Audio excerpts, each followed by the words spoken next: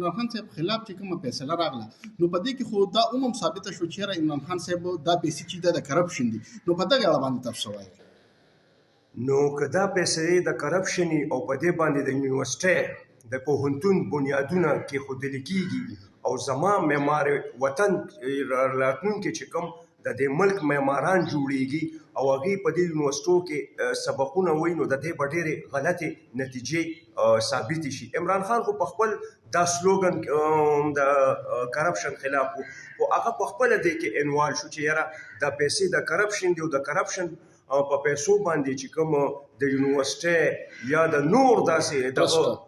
ټرست بنیادونه کېښودي شي هغې نتیجې ډېرې غلطې ثابتې کېږي. اسلامي پوینټ اف ویو سره او په دغه اخلاقي طور باندې لکه کرپشن خو ښه څیز نه دی او د